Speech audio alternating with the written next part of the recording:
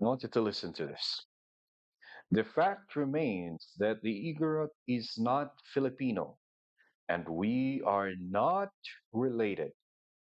And it hurts our feelings to see him pictured in American newspapers under such caption as typical Filipino tribesman.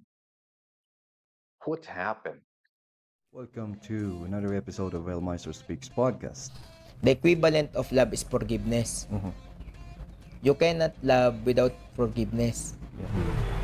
Lumabalin ka iti yang generation anda kumamot nga mapasaran. Naibag nga morning mo ako Il Maestro. Tanya deh kung nanay tayo may isa. I-appeal mo. Bueno. Apil ko man kada gitu ko pipi ako man pilit gan si tutok na. Di pa nag-approach mo rin? Amo pa. Approach? Kita. Nang nangeg ko nga ibagbagan pa lang ni Lola kiti. You better know the substance of the law. Bayaw mo nang ibagas ni Manong. And who cares if people have dark skin, right? Kaanakan iti with expiration. You find any inspiration in this, we have done, and you have done your noble part. El Maestro Speaks podcast. We're recording. Just fix the. Sorry for those who are wearing headset. I'm sorry about this. Okay, I hope this one's good. Okay, rolling, rolling, rolling. So that statement that I just read a while back is the statement from Carlos P. Romulo. And that one is from his book. Let me just see the title here. The book is. Wait. Okay, here's the title Mother America. Mother America Living Story of Democracy. So in this book, is like describing how, in a nutshell, he is describing how America is a great colonizer, right? And yeah, it's the gist of this book. Now, in this book, in one page, there's that statement that I just read a while ago. Igorots are not Filipinos, okay? And let's, through the context of this book, let's try to see the reason why the author Carlos P. Romulo wrote this. Now, a quick Google search of Carlos P. Romulo, you will know that he's an intelligent man, a genius. It's safe to say he's a genius. One of, let's just say, the founding father of the early Philippine uh, democratic government, right? And was a veteran of World War II, so he's a hero, right? And of course, has done great things for our country. Wrote a lot of books. Was a part of the UN Assembly back when UN is starting. So it is safe to say that he is a very intelligent, well-read, well-experienced man. Okay. But I would like to point out that even if he's the most intelligent guy in the world, he is still human, and humans are not perfect, right? So, the content of this book, may some of you might agree with it, okay? Especially with the, I don't know how he appreciates America on the ways of colonizing other countries during those time.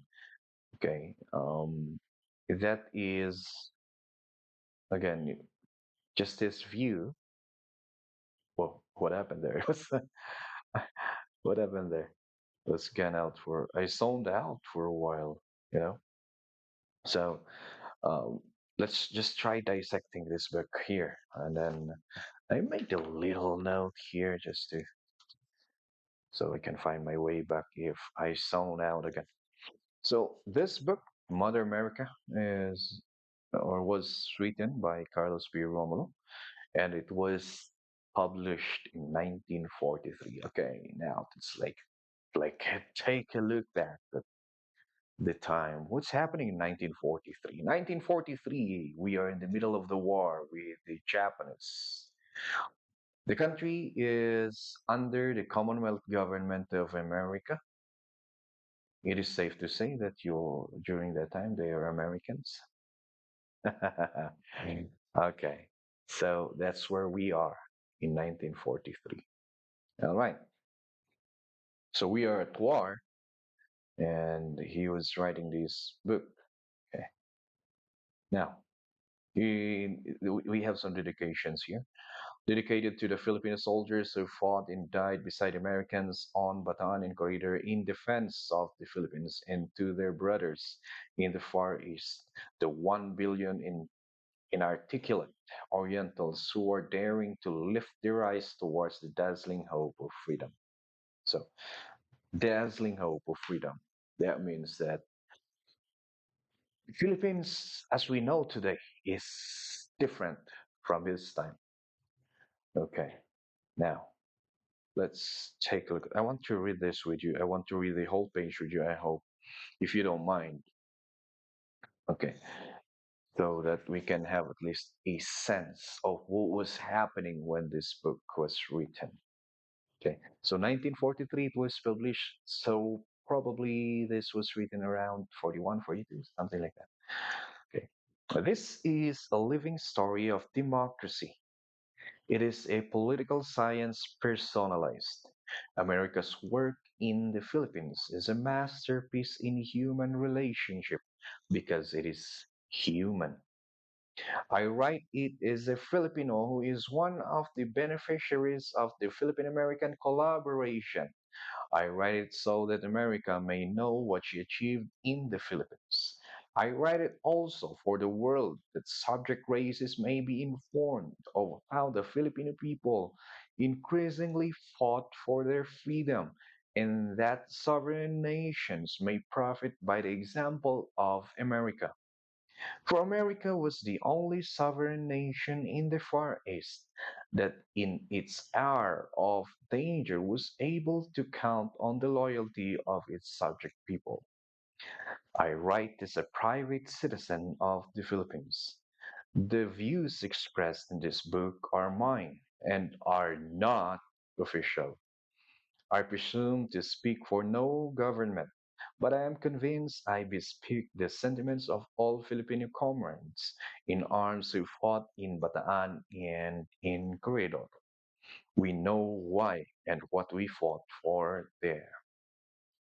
My acknowledgement goes to President Manuel L. Quezon, who granted me leave of absence without pay from the Philippine Army and later placed me on inactive military status, to General Douglas MacArthur for having sent me to America from Australia on a special detail, to Harold Matson for valuable advice and help, to Evelyn Wells, my loyal friend, for research and cooperation, and to Solomon Arnaldo of the Office of the Commonwealth of the Philippines for the appendices. I must not forget to dedicate a few words of appreciation to the memory of the late Very Reverend Father James M. Drott, Vicar General of Marinol Mission, with whom, before his untimely death, I discussed various portions of this book. All right. Now, I really want people to know about this one because I want to point out something here. Okay.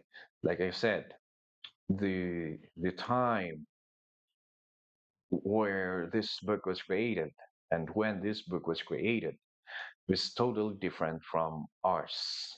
Okay.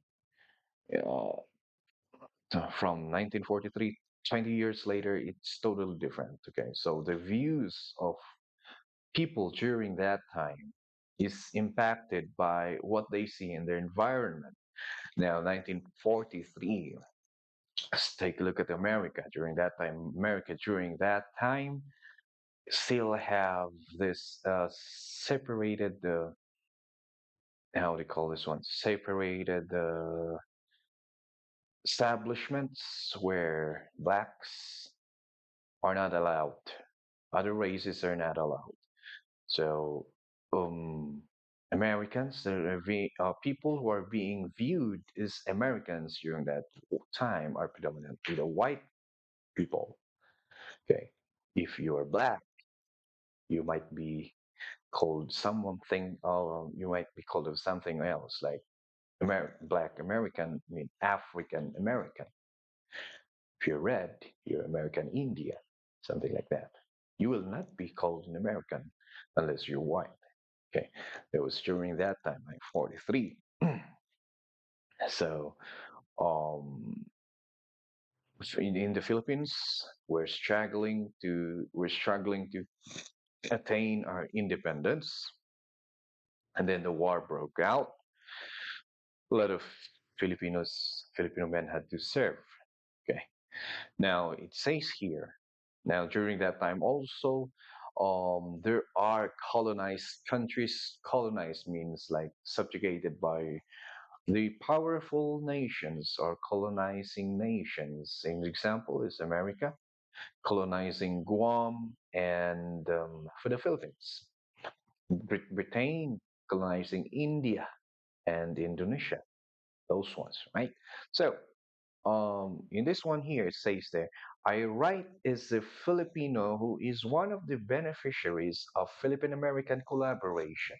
So, like I said, there are a lot of colonizing nations there, and one of them is America. And Mr. Carlos Romulo is really appreciative of how Americans ran I mean, how Americans implement their colonizing method, right? He said, he goes on to describe it as a collaboration, right? All right. I just don't know what will Emilio Aguinaldo say if he's alive. What will he say about this? Because Emilio Aguinaldo is the one who led the revolution against the Americans, right? Though he gave up at the end. Then I write it so America may know what she achieved in the Philippines. Trying to show the Americans that, yeah, wow, Americans, you really did a good job here in the Philippines, something like that. Which some part of it we agree, it's agreeable because Americans like gave people their right. An example here, I discussed this in the last podcast, is that um, Americans allowed Mr. Carino, Matthew Carino, the owner, a rancher, and the landowner here in Baguio City, allowed him to file a complaint against the Americans, right? And he won. Matthew Carino won, right? The uh, Americans let that happen. Americans let the Filipinos practice their right, all right? Okay, what was in my background there? Okay, so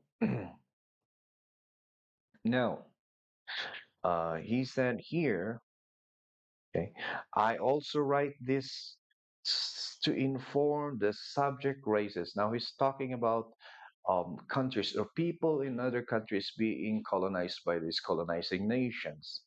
Okay, to show how the Filipinos increasingly fought for their freedom. Now, the Filipinos, okay, to be fair, the Filipinos during this time are trying really to break out of the Commonwealth government through diplomatic means, right? This is where the famous statement of President Manuel Quezon came, where he said, I would rather, I love, I mean, how to say that? How did he say that? I forgot. I would rather see the Philippines run like hell by the Filipinos than to see the Philippines run like heaven by Americans. I don't know. I don't know if I'm paraphrasing or I'm saying the exact quote, but that's just he said that he would rather see the Philippines run like hell by Filipinos rather than run like heaven by Americans. And I don't know if it's a statement, but I think in a way it's prophetic because now that Filipinos are running the Philippines, it kind of looks like we're going to hell. Anyway, okay. Now, like I said, I need to have this note here because I'm zoning out from time to time. So that's what he wants to show. He really is very appreciative of how Americans ran or, yes, implemented the colonizing method here in the Philippines. Okay. He said that America is the only sovereign nation in the Far East that is in hour of danger, that was the war, was able to count on the loyalty of its subject people, count on the loyalty of the Filipinos to fight beside them during the war, right? The Filipinos did not side on the Japanese, though I guess some did. That's what they call the Makapono, right? If you know your history, the Philippine history. For those listening, um, that is, or who are not from the Philippines, because yeah. And by the way, I really appreciate that. I don't know why, but maybe some of the guys here are maybe commuting on a subway or a train, and they just want to listen to something, and they happen to come up on this small podcast here that we do. Anyway, thank you so much for listening. Now, the Philippines during the World War II, okay, were being invited, by the Japanese to fight with them. Okay, they have this motto that Asian countries should be for Asians, but the Filipinos sided with the Americans. That's what's being described here. That the Americans are the only sovereign nation in the Far East that can count on the loyalty of its subject people. Subject people, those are the Filipinos. Now, the very important part here is that it says here, I write as a private citizen of the Philippines. The views expressed in this book are mine and not official. Okay? So I presume to speak for no government. So if we are going to like take this now and put it, take Carlos Romulo now and take it in this generation, this book can be compared to a blog in a blog post. It can be compared to a blog in a blog post in a WordPress and a Facebook post. Okay, it's just a personal view being shared through this medium, through this means, through a book published as a book. All right. So the views are personal. It is his personal views. Okay. Maybe a reflection of his experiences and such. All right. So it is very, very important to point out that when he said that Igorots are not Filipinos, he's not speaking as a part of the government of the Commonwealth, but it is, or yeah, it was his personal view. All right. Now, now that we had it there, okay, let's take a look at that statement itself. Let's read about it. Okay. Where is that? I bookmarked it. All right, here it is. So, so the reason why he said this one is that I think, okay, here we go. Okay, I'll just read this and then let's get down. Okay. Even in the Philippines, to cite one recurrent source of annoyance. Stories are frequently sent to America concerning our wild tribes, the Igorots, in which they are represented as Filipinos. Now, take note that the term Filipinos or Filipino is freshly made in this era, like a decade ago, when, or 5 years ago, I guess, of the 43s, when Manuel L. Quezon took power as the first president of the Commonwealth government. Anyway, he says here, this primitive black people are no more Filipino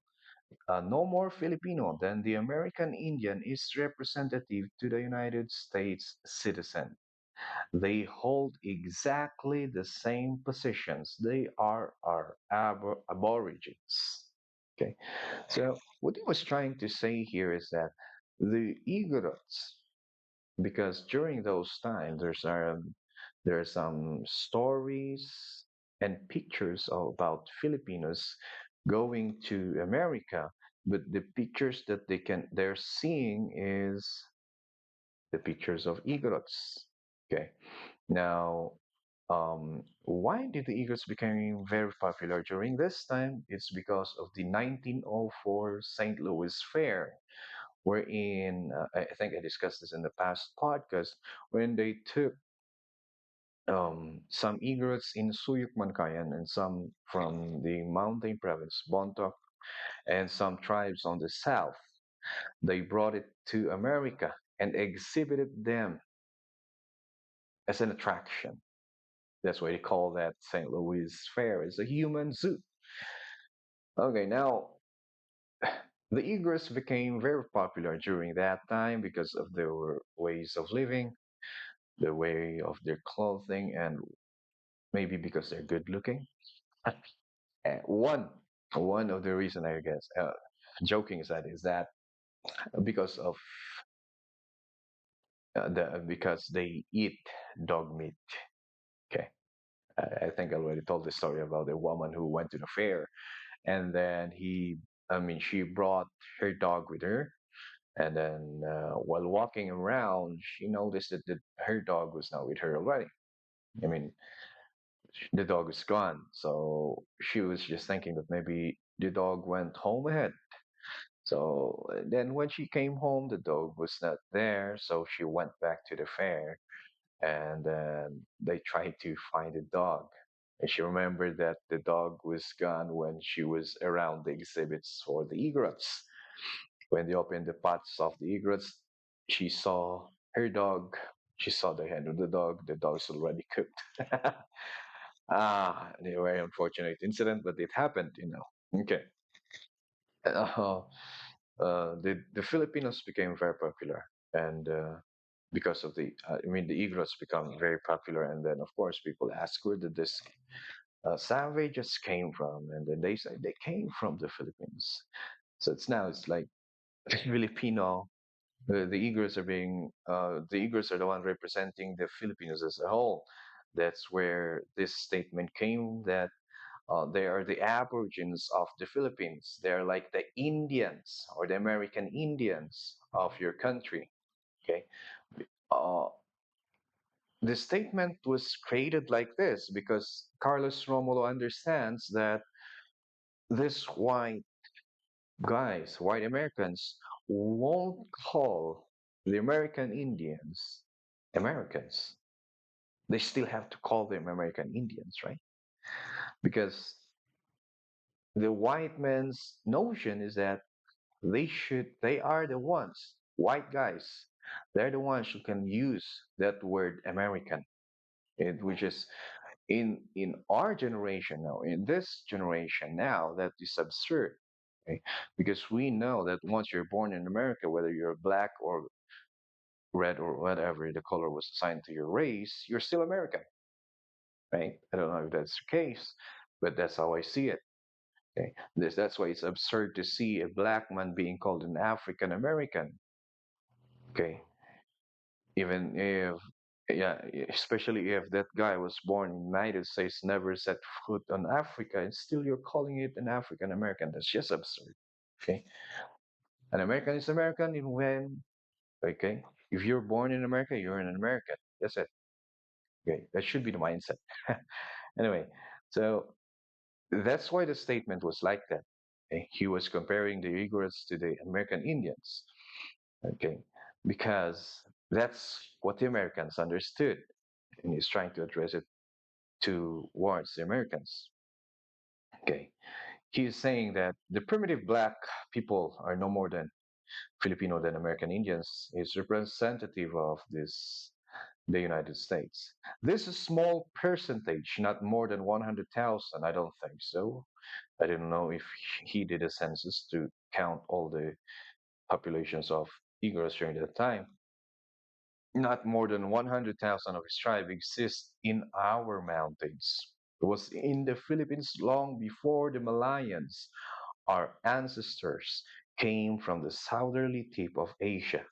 Okay, so these views are like, because if you're going to trace the American history, the white men who are calling themselves Americans came from Great Britain, came from Europe, and then they escaped, went to America, conquered the lands of their Indians, their so-called Indians, and called themselves Americans.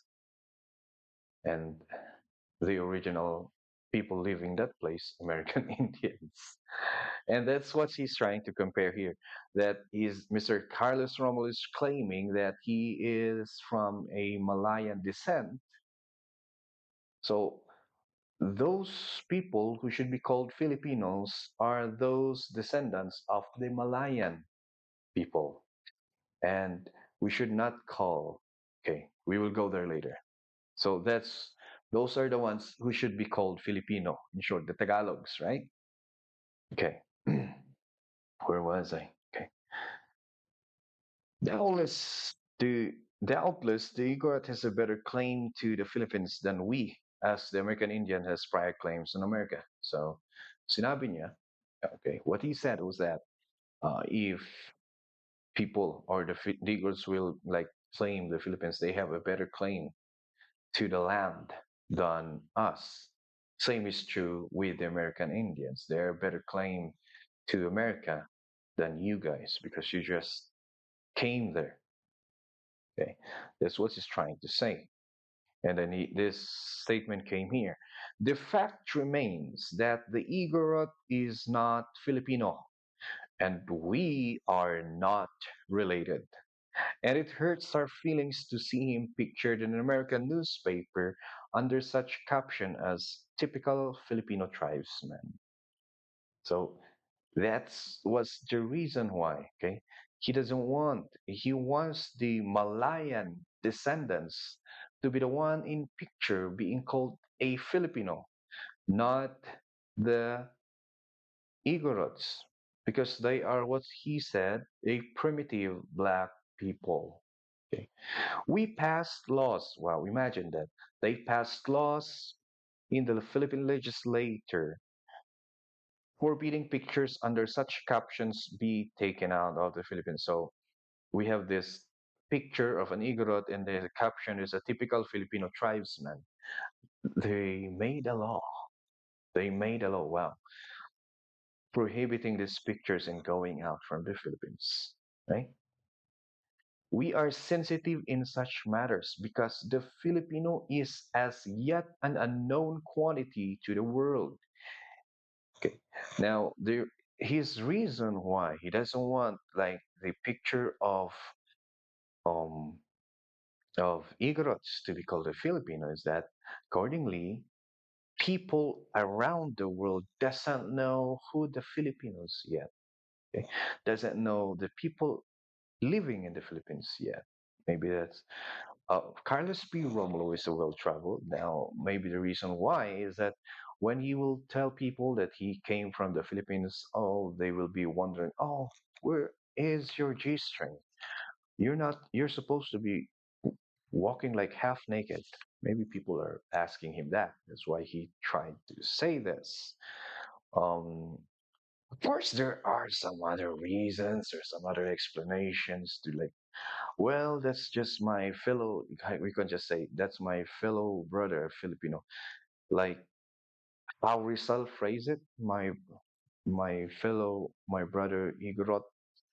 There was this part here because Rizal saw some exhibits of Igorots also in Madrid, I guess, and my fellow Igorot brothers, I guess that's how he said it.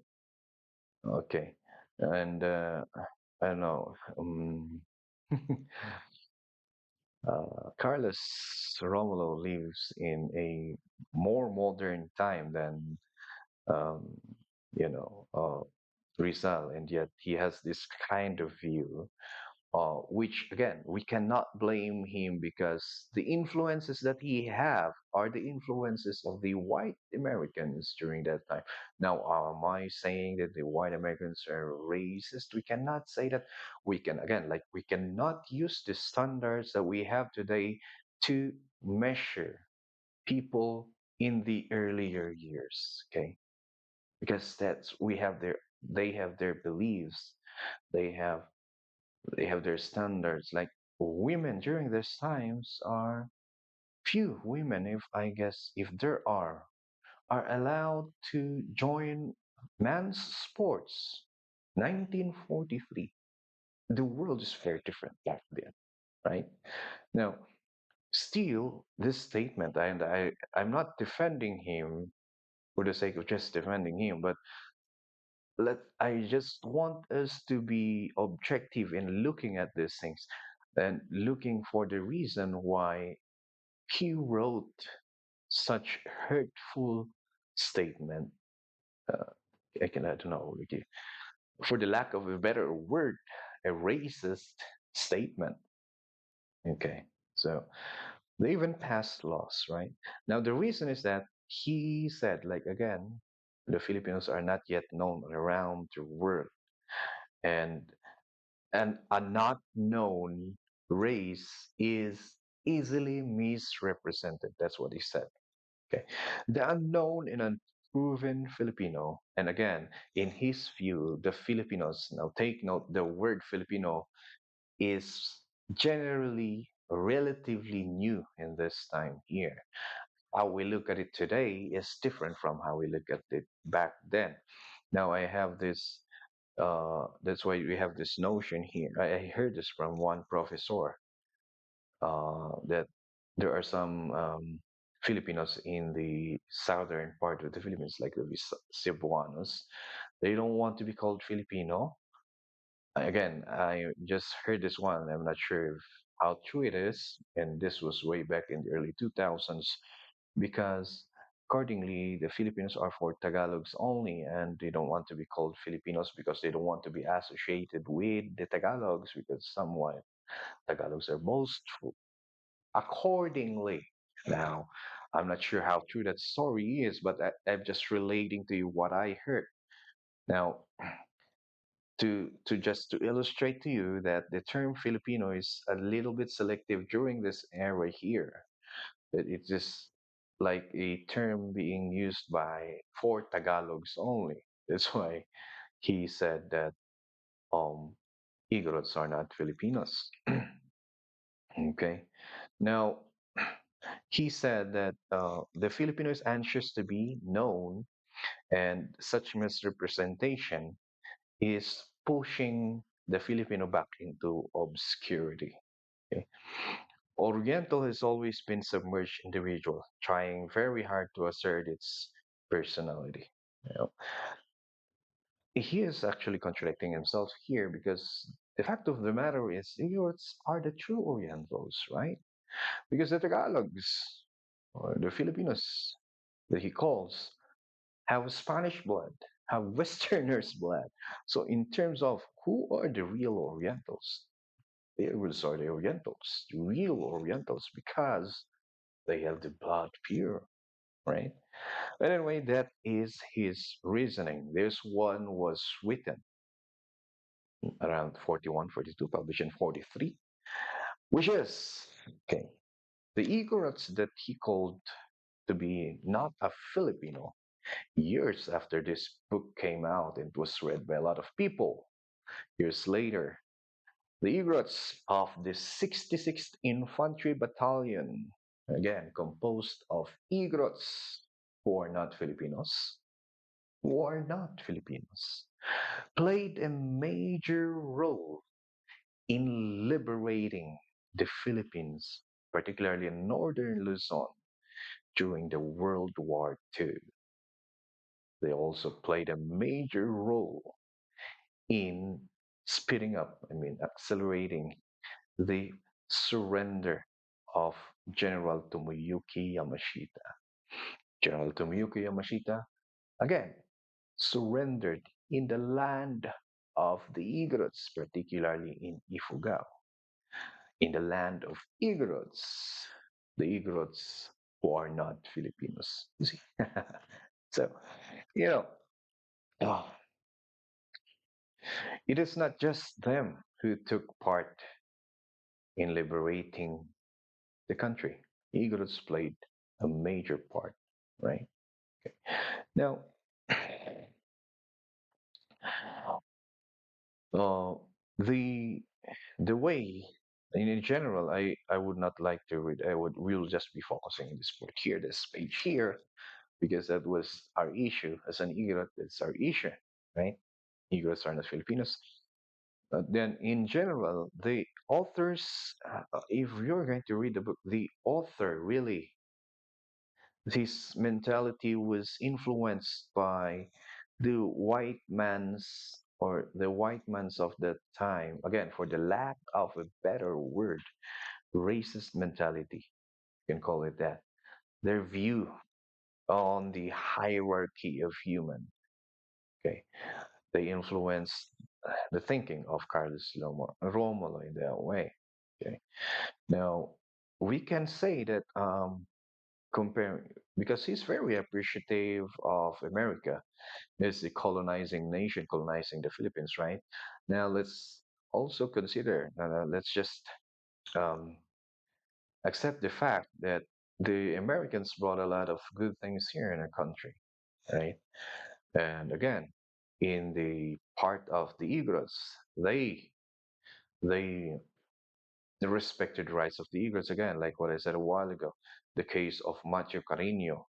It is an example of a very good example of Americans respecting the rights of indigenous people. Okay? When Macho Carino fought for his land and okay went to the court of the Americans and actually won. Right?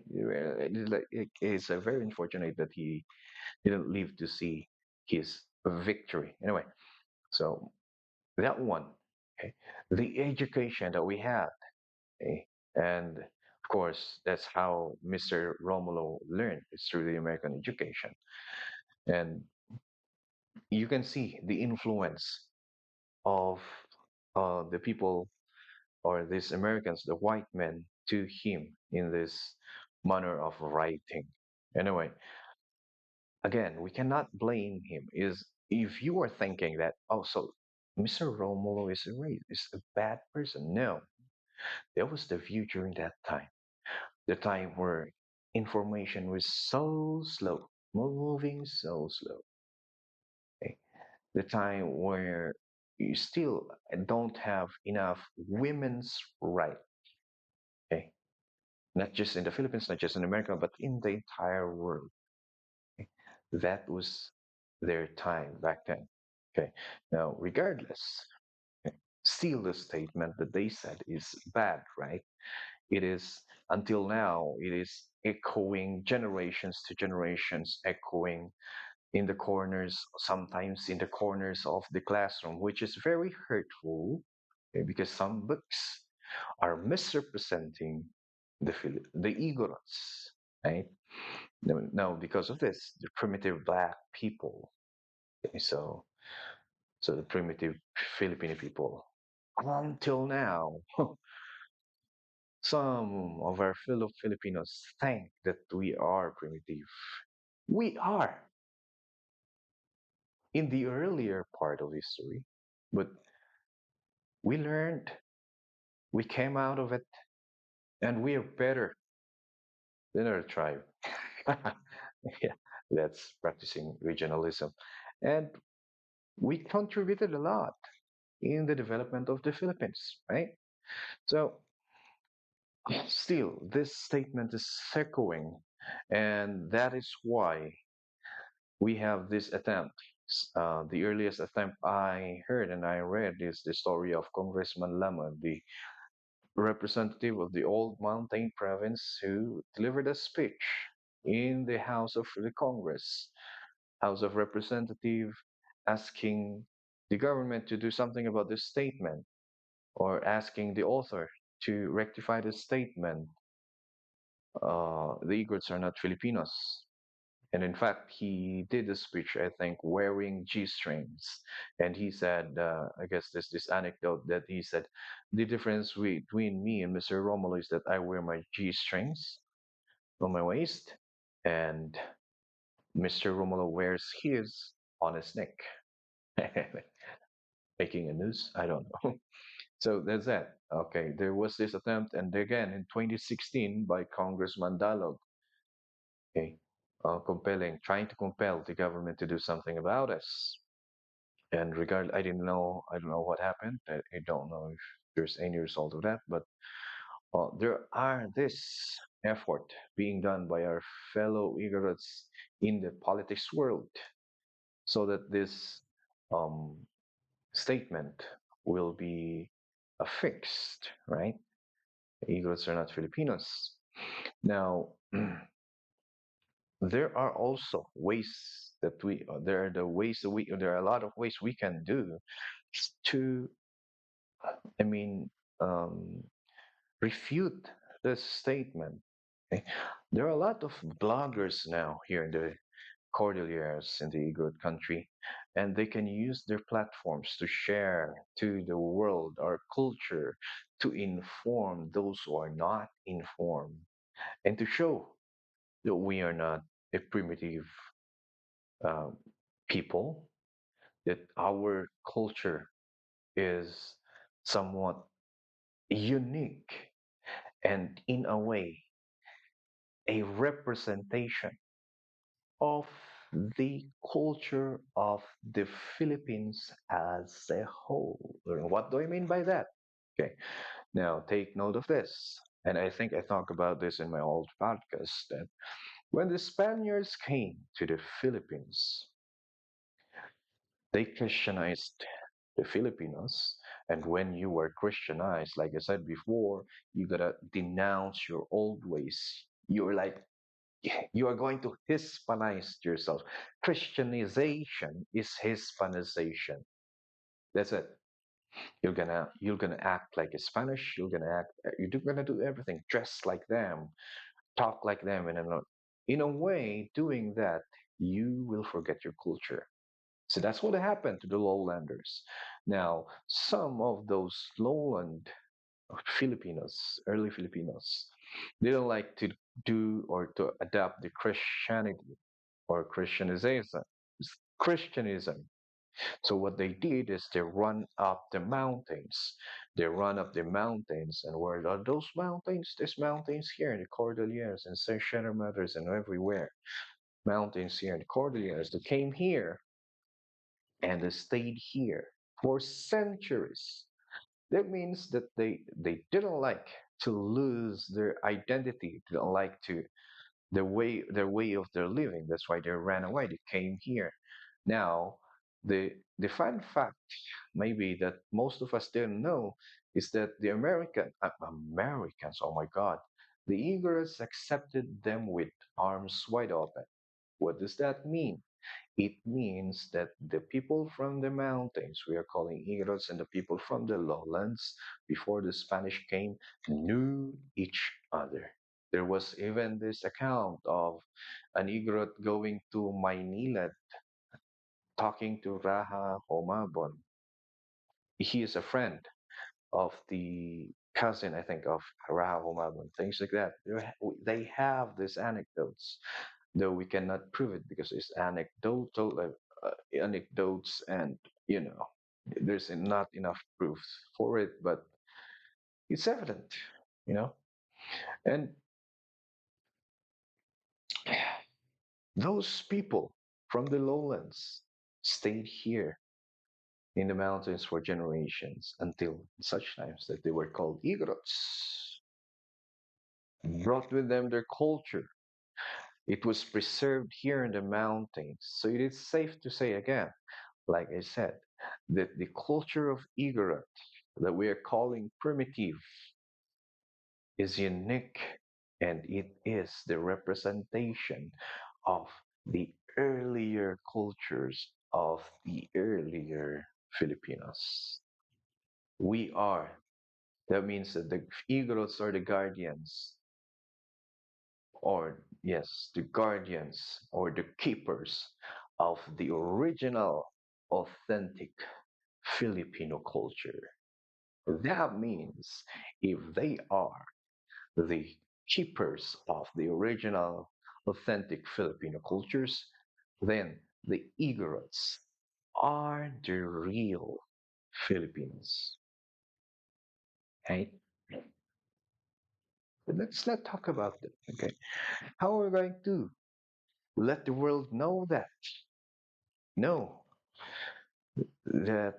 how are we going to bend those wrong notions against Igorots?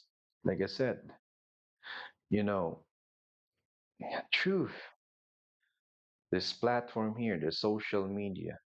And we have Igorot brothers and sisters who are also authors, right? These likes of Boris Sagut, okay?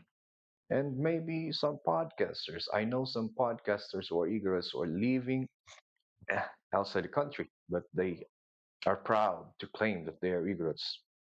Okay. With those little steps, we can fix this statement here. I think an update of this book, okay, is a must, but if there's an author here who's good in making a book, okay, to fix this statement here, then go for it, right? It is time. It's time for us to also, okay, make, okay, or have our identities known throughout the world. Yeah. Again, like I said, this book here, in my opinion, personal opinion, this book here should not be taken seriously. It is not an scholastic book. It is a book. It's like a notebook of journals of personal opinions and views. Now, still, it's a good book, I say, because it makes you, when you read it, it makes you think. It makes you, when you are offended, and this, if you are a person born in this generation, you'll be offended a lot. I think that's the trait of this generation. Just kidding. Please don't be offended. Well, if you won't agree with the statements, then it will make you come up with your own personal opinion. So that's what this book does, um, regardless of how old it is and how hurtful, especially for Igorots like me, the statement there is. But it makes us think, makes us create our own beliefs, their statements and opinions, and share it also to the world. Now, again, I said it's not a lost scholastic book. If this was written today, for sure this will be appearing in a Facebook post or in a blog or in a journal, in a website or an op-ed, something like that. Now, but because it's a book that should not be, in my opinion, taken seriously. It's just a book that you take with you when you go to the toilet and take a shit. It's for pastime. So a book that will exercise your mind to create opinions and think like that. And at the same time, it's a wake up call to our fellow Igorots for us to, unite and start, okay, creating something to uplift the Igorot's identity and show it to the world. That's it for this podcast episode. And thank you so much for listening. We'll see you again in the next one.